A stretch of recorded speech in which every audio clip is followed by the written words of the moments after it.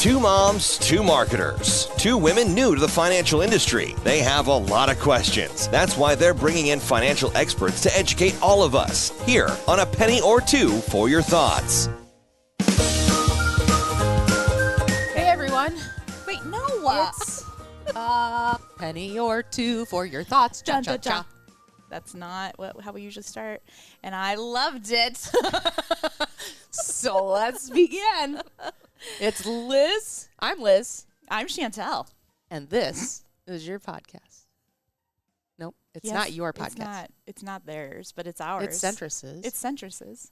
And then they just let us take the microphones. Oh, you know what's happening? It's this weather. This weather is so amazing. And Mother Nature is... Ooh, what are you doing? You have fuzz. I'm afraid you're going to inhale that. Thank you. You have fuzz on our microphone. There's fur on my mic. Not boots with the fur. Microphones with the fur. Okay, the weather. Mother Nature, she's cuckoo-cuckoo. I am for sure of it. Yes, absolutely. But I'll take it. Okay, time out. Was it last Tuesday? Was last Tuesday the blizzard? Yes. Yeah.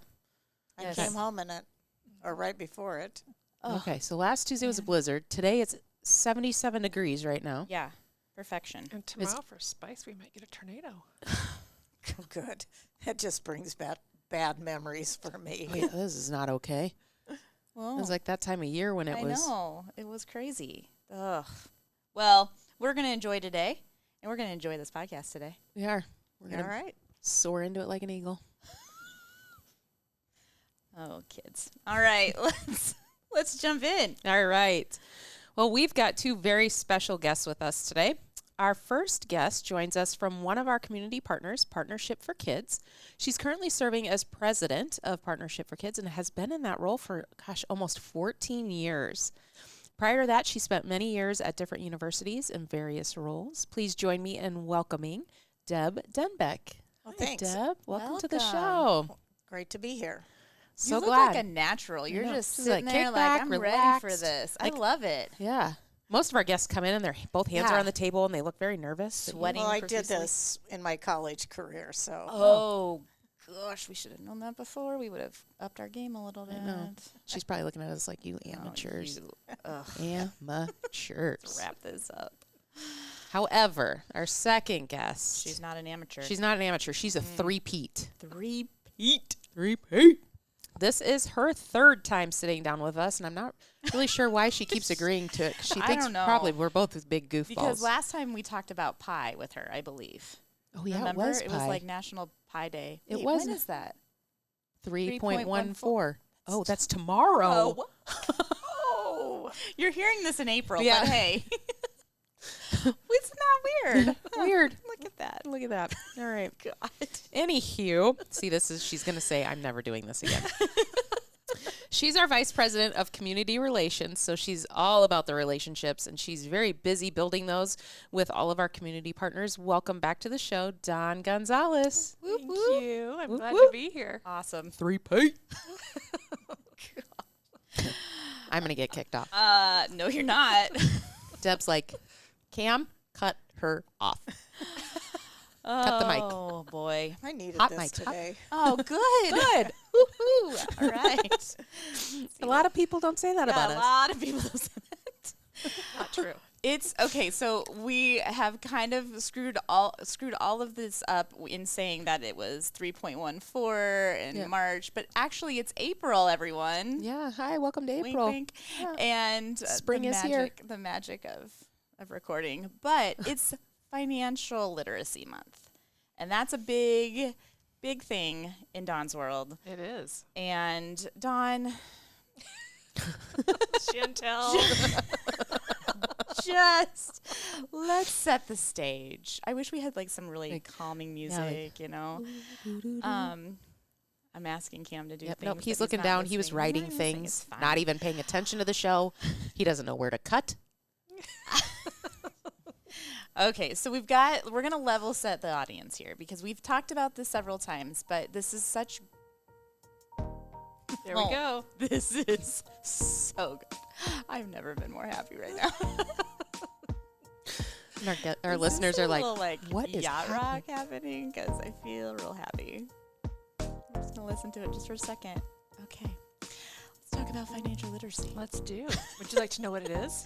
Yeah, I do. All right. So there's a little explanation here. Financial literacy is using financial concepts in daily life and making optimal financial decisions. It's that foundation of feeling financially secure and in control. And from building on that, we've got financial capability. So once you've got your knowledge base, you've got the capability to manage those financial resources effectively. It's doing all the right things. So. And then you've got the other term of wellness, the Right. overall My favorite. wellness. Yep, mine too, because when you have the financial knowledge and the capability, then that wellness comes into play. We know that money is one of the largest stressors for every one of us. And when you have the knowledge to know how to manage that money and whatever stress is coming with it, the better off your health is going to be, because stress causes all kinds of nasty stuff that happens to our bodies. Absolutely. Heart attacks, cancer, diabetes, maybe not, but that there's All the things. all the things. It's Yep. all of the things that contribute to a worsening health situation. Yeah. So We talked with Green Path A month ago. And they're a partner of ours that gives free consulting, financial consulting. So that's an awesome opportunity for anyone who's out there who's looking for some help. It's here. It's free. It's here for you. And we're going to talk about this a little later, but it's too exciting not to talk about at the beginning of the show, and we'll talk about it throughout. But you launched something pretty awesome at Centris recently. we have. It's called Enrich, and I love the name because we have been playing with this. It's enriching your life. It's a great financial wellness, financial education center Yeah. that's all online. It's all free, and it's customizable. So you and all four of us could log in, and we're going to create our own little persona, and it's going to start telling us different things about what we've answered in a mini survey. And the information that Chantel gets is going to be different than the information that I receive, that Liz and Deb receives. And it's ongoing. There's daily activities that I can participate in. There's monthly activities that I can participate in. But it helps us get better every day, which is something that Liz talks about all the time. Yes. Better every day. Better than yesterday. That's Better right. than yesterday. Yep. And it's It's my free. motto. It's free. It's free. It's absolutely free. So, bringing in Deb into the picture Yeah. here. So, it's not ever too early to start talking about financial education and kind of helping youth along the way with their finances. So, Deb, we're going to talk to you a little bit about your role at Partnership for Kids and how that all kind of plays in with our partnership with you. So tell us a little bit more about your role at Partnership for Kids. So I am the president and CEO of Partnership for Kids. So I oversee 35 employees on a daily basis, but also have really worked, because of my educational background, I've worked very hard with our staff of really developing a curriculum that is really going to prepare our kids for the future. And we talk about, in our program, we serve students from pre-K all the way through post-secondary or job readiness. And one of the areas that we believe very strongly in is financial literacy, because young people have got to do that, and in particular, young people that we serve. So the basis that we're serving is most of our young people are growing up in really hard economical times, and they're growing up in difficult family situations. And so we know, when Dawn talked about stress, that is a huge stress in families, in particular families that are just trying to keep a roof over their head, food on the table. And our young people see that day in and day out. And so we're really talking to them about how important it is to start saving for their future. If they want a car, how do they buy that car? And really talk about credit, all the areas that are so impactful as they're going through life. And so we just really believe that this is really one of the tools they need to have in their toolbox to be very successful and to really gain to gain a sense of getting out of poverty. Very good. Deb, you talk about financial vitality on your website. What does that mean for the students who are part of the Partnership for Kids program? So our program, when our after-school program starts in 6th grade, so at each level, they have a financial literacy part of their curriculum. So, first of all, it might be, our 6th graders all get piggy banks. It sounds crazy, but, every little bit that you save. And then it builds to the 7th grade. Then the 8th grade is Shark Tank on how to do a business plan, how to present your business plan. Going to high school, every step gets a little bit bigger and deeper. Talking a lot about saving for the future, post-secondary. How am I going? I want to be a doctor. How am I going to do that?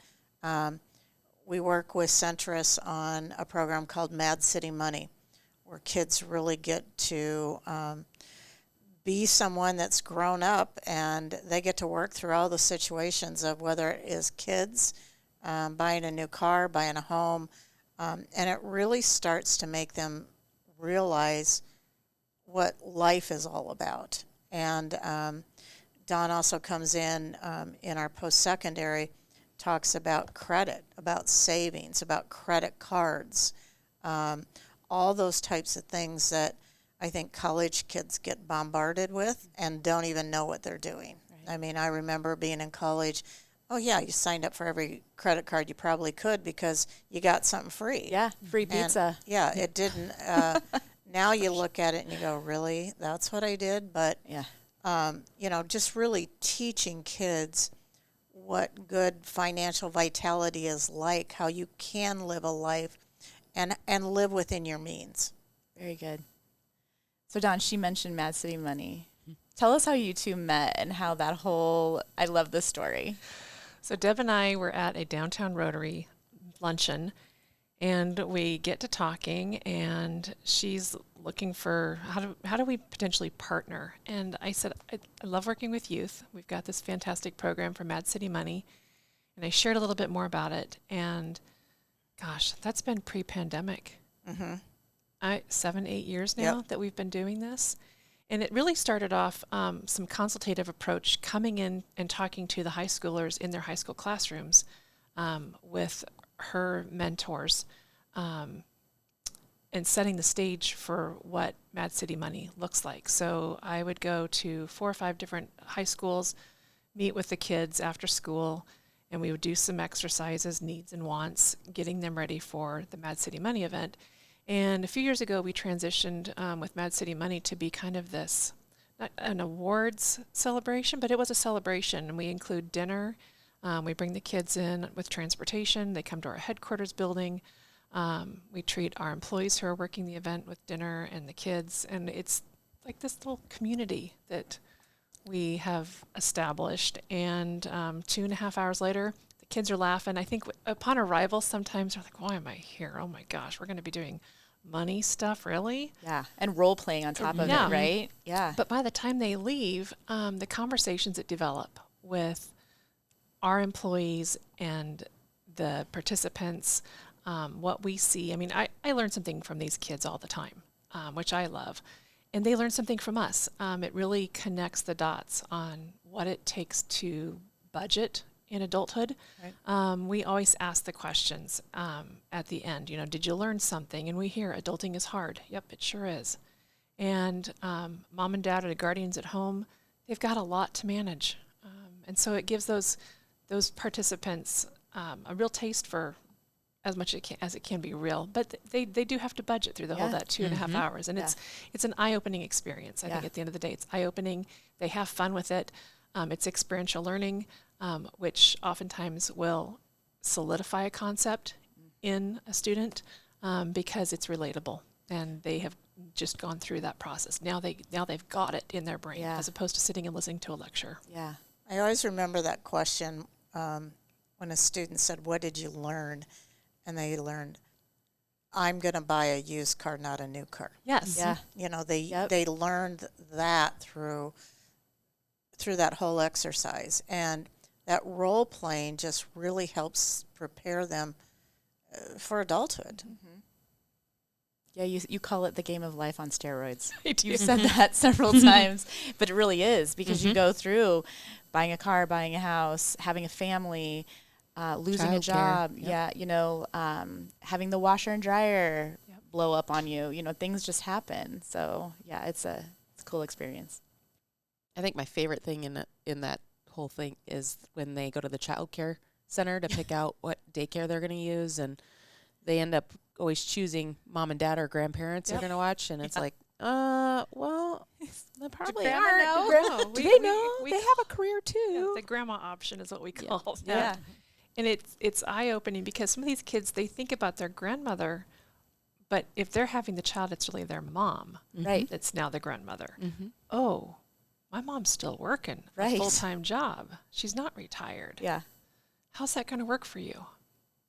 Oh, I Yeah. need to rethink this. Yep. I think something else too that I take away when they're shopping for kids' clothing, and we give them multiple options. The highest level, and then you've got the used clothing option. And I'm always proud of those kids who pick that used clothing option, because kids spit up. They're messy. And having a nice one or two really nice outfits that you might have spent a little bit more money on is great, but there's nothing wrong with hand-me-downs. Yeah. Yeah. They see it. They see their money going pretty quickly when they're filling out that form. So that's great. And how long do kids really wear that clothing? Right. Right. I mean, Right. And maybe- there's those who are wise, like, you got it. Like, Yeah. good for you. Yeah. Mm-hmm. So when these kids come back, Deb, do you get to talk to them personally and just get some of their experiences? Well, a lot of times I'm at the event, Yeah. so I get to hear all that and see that. Yeah. But I'm not working directly with the kids as much as our coordinators and our program directors are. But we really all talk about what's really important for these kids to learn, Yeah. and in fact, we're getting ready to do that as our group, of really sitting down and go, okay, let's review. Have we covered the things that students need to learn at each level? What are the things that we're missing? And I'm excited about the new program, because I think that's got so much characteristics that can really help us strengthen our financial program, because it's critical. We know in our program, it's one of the biggest stressors our kids have, because they're bringing, especially when you get to post-secondary, well, I didn't know I was going to get this $400 bill. How do I pay for this? I have no idea how to pay for this. And so, we're having to walk through that and help them through. Luckily, we have a foundation that is very supportive of allowing us to have an emergency fund. So, but we don't use that every time. It's kind of a one and done deal. But, it really helps kids understand, okay, now what are you going to do? And we really talk about, as they're doing their FAFSA, we're talking about that right now is, how are you going to pay for this? You want to go here. And so we call it, how are you going to go to a financially safe school? And we use that kind of wording because it really is true. Our board of directors has, told me that we don't want our kids to go in debt as they get out of school, because they're right back in it. They're right back in the areas that we tried to get them out of. Yeah. So we're really careful about that. And these kids are following you the whole time. So are they applying? So our kids in elementary, we serve every child in the school. So our programming's a little bit different, but really set to a lot of literacy, goal setting, school attendance, starting to work in through careers, through books that they're reading, activities they're doing. But out of elementary, then they apply to get into our after-school program. Okay. And we've set it up so it's neighborhood schools. So the elementary is to the neighborhood middle, to the neighborhood high school. And that's how our program is set up. Now, that doesn't always work perfectly, because a child might choose to go to another school. But for the most part, our kids stay in their neighborhood schools. That's great. That's great. Thank you. What are some success stories that you have from students who have gone through Partnership for Kids? Well, a couple things that come to mind is 2 years ago we had, or I shouldn't say two, it seems like it was only two, but it was really 4 years ago. We had 2 students graduate from med school. One from an all-black university in Tennessee, and then one from the University of Nebraska Med Center, went through the UHOP program that started at UNO, and they're now in their internship, interns. That's so, great. We have another, a young girl who moved from Pakistan. Was a student at Central High School, started in our program there, and she is now an optometrist. Oh my gosh. We have one of the very first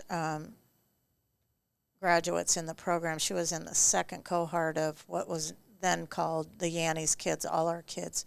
She now has a PhD and working in the CHI system. So, I mean, success stories really follow these young people, and we're very fortunate. And the one that's with the PhD, she actually sits on our board of directors now. So you talk about where they've come from and now where they're at. Another one who's a lawyer, of several that, another one at Kiewit, just great success stories. The thing about kids that are growing up in adversity is that they have a lot of grit. Mm. They've learned how to work through a lot of things. Yep. Because they've had to. They've been in survival mode in many times, and that does teach you to persevere and go on. But one of my favorite stories is at our golf event. One of my friends was playing in the tournament, and she went up to one of our P4K graduates, and she said, "Why P4K?" And he looked her in the eye and said, "Because they always have my back." And that is really the truth. That is one of the things that we do very well, is we do have their back. And we're probably will hear about issues, the mentors and us will hear about issues way before family will. Wow. That is amazing. Amazing story. I'm just like trying to take this I all know. in. Just gives you goosebumps. So good. Dawn, I can just see you beaming over there, because I know you have such a passion for educating youth, and that importance of starting to teach them early. I know you and I have talked about that before, because you've got girls and I've got my little. Why is it so important that mentors and educators make time for this? I think it's repetition. You can teach a lesson and move on. The state has a requirement now which is fantastic, that we have to have financial education before we graduate. You can teach that class once a year or whatever that looks like. But if it's ongoing and it's something that they're hearing in the classroom, they're hearing it with their mentor, they're hearing it from people like us doing that experiential learning, it starts to stick. And so as that person is growing, if they're hearing about it more than once, chances are they're going to grasp those concepts. If they get put into practice, they're going to pick those up and make them, it's a habit. It's something that's going to stay with them for the rest of their life. I think about my own experiences and what my mom did with pennies. As a child, here's a choice that you can make. You can put it in the penny gumball machine at the supermarket, or you can put it in your college savings bank. And I had a little piggy bank, like what we give in our branches when they open up that Rafferty savings account. And it's that repetition. It's that conversation. I was 3. That's a memory that I have when I was 3 with that penny. Yeah. And I would make a choice about, I'm going to college. My mom and dad didn't go to college. I'm the first in my family to do that. And maybe that's some of the affinity that I have, too, for Partnership for Kids, because a lot of these are first-generation college students. It's a big deal. A lot of us take for granted college education, and there's still a large group of us that we're the first ones. And I think that that's huge. And so those conversations with my mom and my dad and I about the power of that penny, I didn't know what I was saving for when I was 3. The college concept is it's so abstract. But it's the power of that conversation. And I keep going back to that mentor conversation. We are mentors whether we realize it or not. Every single time a child comes into one of our branches, we have the potential to have that conversation about the power of that penny, and are they saving and cheering. You get to go to the prize box when you put your $5 into your account. And I think it's you Partnership for Kids and the mentors, and constantly having that conversation, because it's not just about going to college, it's about life and how they're going to succeed at life. So I think that's why it's important. You'll love this story. So we have a young woman who's she's a senior at down at Lincoln, and she is an intern at UP. And so we had lunch with her last summer, and because she comes back in the summer to do her internships at UP. And so one of our directors said, "What do you remember most about your programming at P4K?" She goes, "Finances. You helped me learn finances." Mic drop. Every time she tells a story, it's like, I know.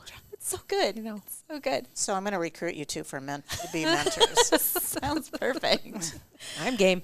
So when you were just talking about, things that the mentors can do and families and all the things, and we talk about savings and all the things, what are the things that people overlook sometimes? The aspects of finances that they may not go into with their students or their children, or whatever that looks like?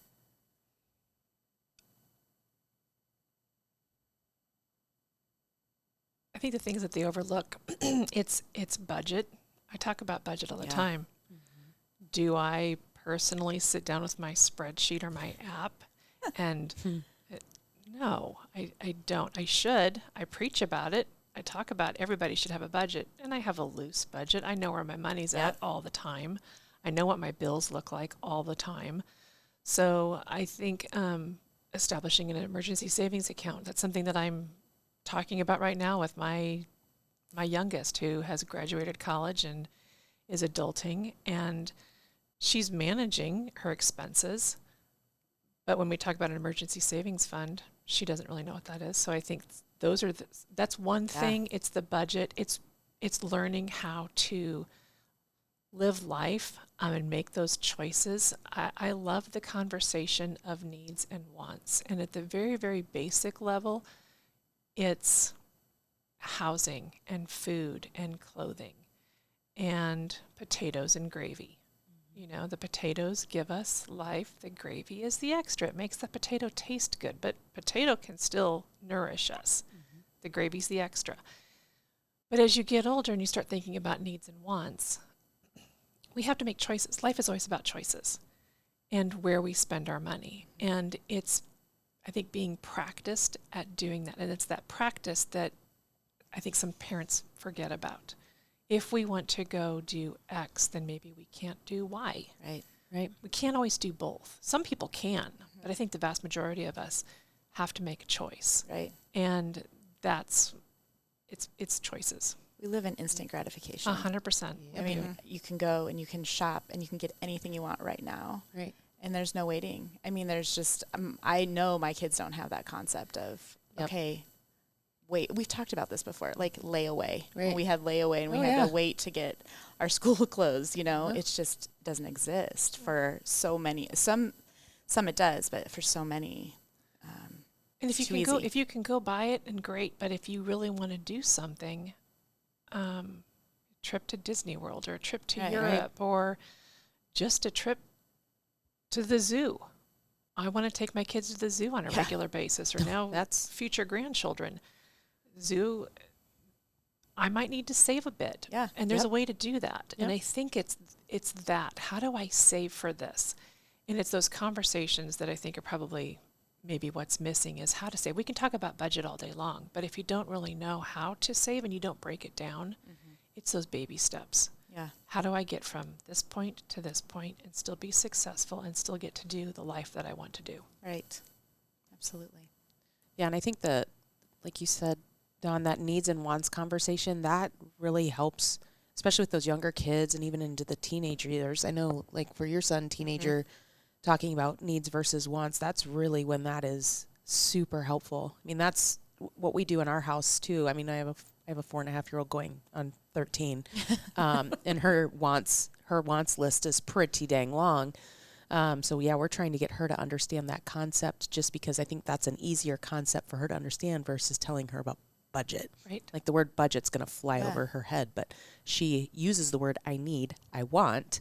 So having that conversation and making sure that they understand that's probably the best place to start with those younger And kids. then I had a conversation with a friend a couple weeks ago, and she was talking about what their practice is at home with their kids in their first job, whether it be babysitting or mowing the lawn or working at the local coffee shop as a teenager. They have income now, and they might have a steady stream because they're getting paid every 2 weeks. And she said, in our house, we set the rule down early when they were little kids.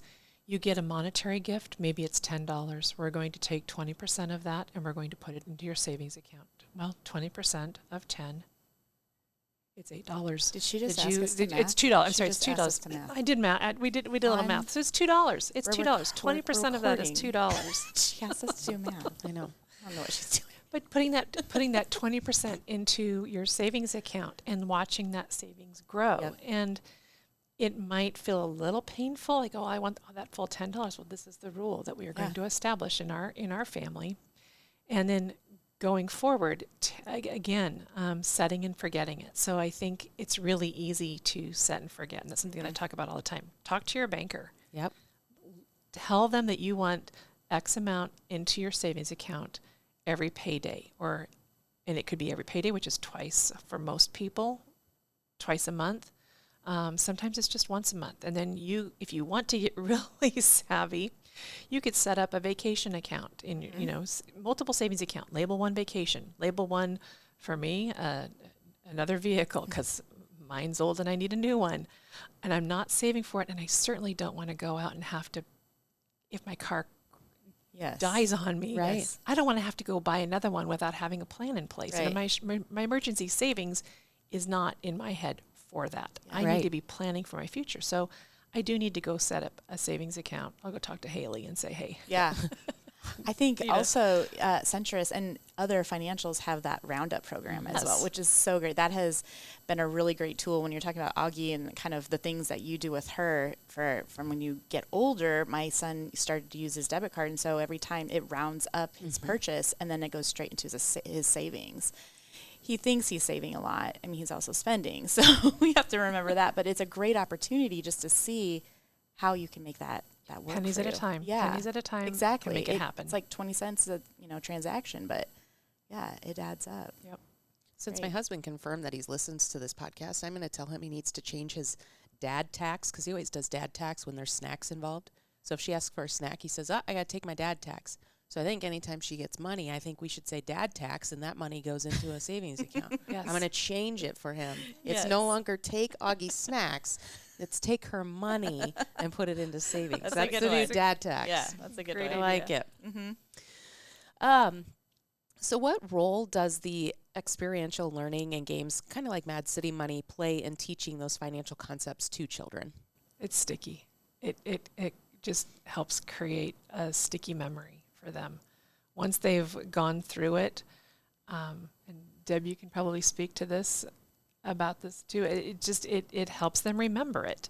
They've gone through that experience. They remember it. It connects the dots between what they've been taught in class to what they're experiencing, and it becomes a memory for them that they can tap into years from now. We have some employees that went through Mad City Money as teens, either through Partnership for Kids, Avenue Scholars, one of the other groups. Maybe it was at the school that they were at and they brought us in, and they are now volunteering for us as a Centris employee, teaching teens about Mad City Money because they remembered that experience 10 years I ago. love that. I love that. And it made an impact with them. Yeah, I think that's the biggest thing is when you can make impact. Mm-hmm. And then all of a sudden the light bulb goes on and go, oh, yeah, I remember that. I mean, it's like looking at a picture in an art book, and you can see that picture and you can understand about the artist, But when you go to the museum and you see that same painting in front of you that is larger than life, Right. with the texture and the colors, it creates that memory. Or like going to the zoo, you can look at pictures all day long of an animal, but when you see them in the habitat, it changes things. And I think that that's why it's so important. Deb, you had talked a little bit earlier about financial vitality, and you'd mentioned when we were talking before that you had a family program specifically focused on that. What did that look like? So for 2 years, through a grant that we got through the City of Omaha with ARPA, it was an ARPA grant, we were able to do a part of called family engagement, because we know when the families are more engaged, kids are more engaged. It's just a normal sequence. So we were offering all kinds of things. You know, we were doing STEM, a family night STEM, and one of the things that we did was we did a financial literacy program for families. And the families came and walked through this whole intense program. Very much a lot of the situations that Dawn has been talking about, but really how to get yourself out of a bad financial situation. Right. I love that. Was that over a course of time, or was it? So we did them about every 3 months. So we had them quarterly. Okay. And we served a lot of families, came to that. We were up to, 10, 15, 20 every time in that particular. They wanted to come and really learn, and they did. And it was a great experience for them. Going back to once you start in the family or wherever, whoever is in your circle of people, Yep, that's how it sticks. it does. I love it. How do students, parents, caregivers, how do they learn more about Partnership for Kids? Well, it's a lot of it's through word of mouth. A lot of it's through the schools. So what we have done is we've selected 15 schools. Okay. They are in Northeast and Southeast Omaha. So like I said, our 5 elementaries feed into our 5 middle, into our 5 high schools. And so it's a pathway. We've created what we call an educational pathway. So many times in elementary, they're going to hear about it because every semester we celebrate their achievement. So if kids are reaching their goals, they're going home with medals, they could win prizes because it's an incentive-based program. So they could be receiving all these different prizes. So at that point, they learn about that. They obviously, even in elementary, we're working with UNO on field trip. The field trip, their first college visit's in 4th grade. So then we also are taking them to a UNO athletic event. So parents have to sign waivers for both of those times.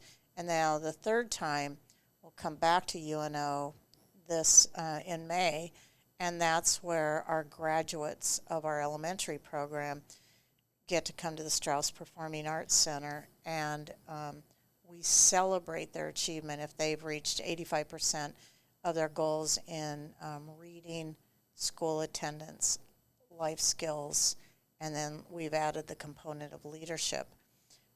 Each school has a speaker. They talk about goals. Each one of them gets a trophy presented to them, and then along with that, they go back to their classroom for a pizza party. Oh, so fun. that's and we have families at that. We have also families that are when we celebrate the graduates from high school and post-secondary. So the word of mouth starts, but we have legacy families. So we have one family. The oldest is already graduated through our program. Second oldest is a 5th-year senior at UNL. There will now, and the youngest one just came in, there's 7 kids in that program that have come through Partnership for Kids. That's fantastic. Even our board member, she has a son, so he's a legacy. So it's a lot of legacy, but it's a lot of parents will say, help us provide a better education for our kids, help them get to that finish line. Amazing. So good. I love it. You had mentioned mentors earlier. Are those volunteers? All volunteers. All right. So our elementary program, yes, it's all designed, but it's led by the mentors in those, and they're called book buddies and goal buddies. So in both programs. And then we have group mentors and navigators. And then we bring in a ton of volunteers. Like we just did mock interviews for sophomores. We had 20-some volunteers come in to help kids with their mock interviews. That's great. That's What's great. the time commitment? So time commitment in the elementary is twice a month, an hour and a half each time. So about 3 hours a month. After school is a little bit more because we want them to be at the after school meetings. And this is where we do intense background. So anybody that mentors for us at any level, we do background checks on them. And as they go into after school, then it's a little higher background check. And those can now take kids. So if you usually have a group of 3 to 4, you can now take those to activities outside of the school. So if you don't, then we call those navigators. Okay. So that are just coming in to do the school sessions. Okay. So there's a lot of different levels. On our post-secondary level, we've really created a great program. It's peer mentoring. So our older, like our juniors and seniors, are mentoring our sophomores and our freshmen and sophomores, which is a great way. We started that at UNO with UNO Athletics. They were the mentor. They were the peer mentors. But after that, we were like, let's have our own kids mentor our own kids, because they are the ones who really have the experience. And then what a leadership gain for them. Yes. Oh, so good. Yeah, it's a great experience. You know, if anybody would have thought that this is what I was going to do after spending 21 years as a collegiate volleyball coach and then being in athletics and fundraising, I would have said you're crazy. But it is the greatest. It's been one of the greatest career moves I've ever had, because I think I've always said the greatest power that any of us have is education. Mm-hmm. It really does determine our life. And so I'm a huge component, a cheerleader of just education in general. I just think that's what drives you. That's what drives the world. Right. Right. Deb, I could sit here and talk to you all day long. I know. Same. Ugh. Thank you. I almost don't want to ask this question I because then it know, then it's finalizes over. the episode. So we always like to ask, a penny or two for your thoughts. So what's one thing both of you would leave our listeners with today regarding today's youth and financial literacy? Today's youth and financial literacy, I'm going to just say just start. And this is really, it's not just youth, it's everybody when it comes to financial education. I don't care where you're at in life, just start and be open to learning, be open to making mistakes. It's okay to make a mistake. And when it comes to youth, as a parent, I can share with my kids and others my failures. And hopefully they can learn from some of that. So be transparent, own what you've done, but there's always an opportunity to improve it. Mm-hmm.